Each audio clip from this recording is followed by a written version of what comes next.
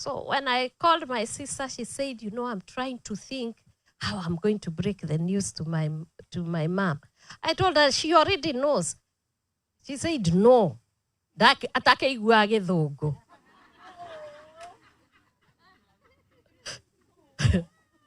So my sister was so stressed. And it has taken her now almost 3 years to recover from trauma of a mother gone. But I told her from what I heard her say, she knows. So my sister would call everyone from the kitchen. So my mom comes and tells her, okay, Aria na meheho goko riko. And you know what she said finally? Gewende nakaja.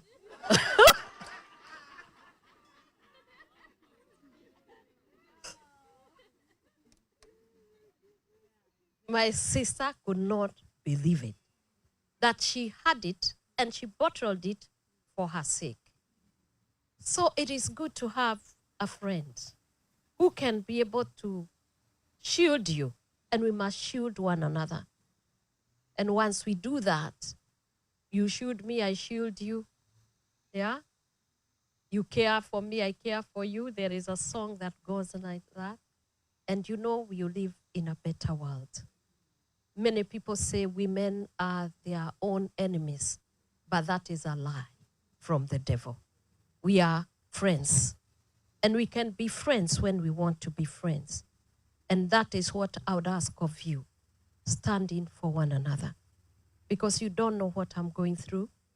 And when you see me dressed like this, don't imagine that I am in the best of the conditions. Try to be a good friend to me. Smile at me, and let's laugh together as women, as mothers, as sisters, as neighbors, and it shall be well with us. I wish we had more time to speak, but I believe that God who brought you here, God who gave you that assignment, God who knows you by your name, God who has made a way for you. Maybe you are not seeing a way even now. Even when you're here, maybe what I'm saying has an impact. But I can tell you that the burden that you are carrying, try sometimes to give it to Jesus, because he can carry for you. The woman with the issue of blood just needed to determine that, you know, make a decision. I'm going to touch that garment. And the moment I do that, I'm going to get healed. And power came from Jesus. Even in the milling of people and many crowding, that woman got her healing. May God give you what you need.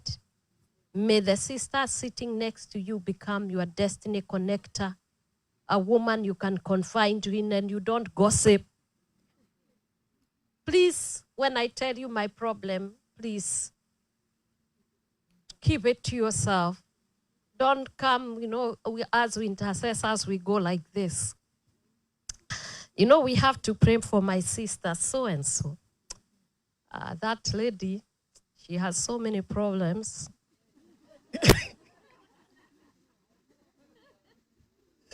And then you talk about her family, you talk about her brother, you talk about, and then it goes outside.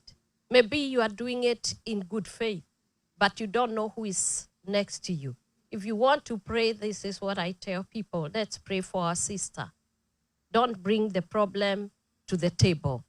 Just say, pray that God may come through for our sister. May God come through for the brother. May God come through for the husband. So that God, who hears and sees all things, can be able to touch that which needs to be touched. And so when I'm going back, I know you are all health workers. Requesting when you are home, you can sometimes volunteer to be with my boys. If there is any help that you think you can help, you can do that. Because there are those ones who we are doing the rehabilitation where we are skilling them. Right now, the 1,200 that were there, We have been able to take them through the TVET. They have been skilled. Some of them are actually working with us in our farm. They are checking on our dairy farm. If you go there, it is the best. And you know, I've not even bothered to go check on professionals. They have been doing it professionally. They have not touched alcohol. They are not stealing. They are good people. So mental health, people can overcome if you give them a chance. Potentially, those are the future fathers that are there. Husbands to our daughters and protectors of the community. So it is you women that God gave that responsibility. When a mother rises, the family rises. When a mother stands in with the offspring, Satan is in trouble. One time, I was just telling them this, I'm concluding. One time I went to Mombasa and we went to the Shimazi Den. It is the worst in East Africa, actually.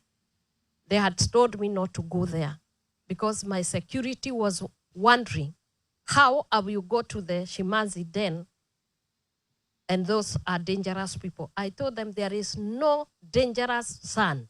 I will go there. I've never known any mother who went to love on a son and the son killed that mother. So you guys, if you have your own problems, go look for your security. I'm going there.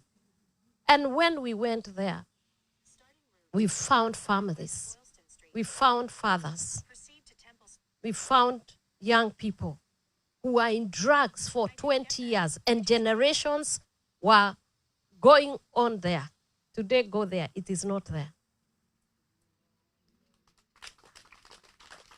So one of the brothers from Muslim told me, do you know ile kazi wewe unafanya?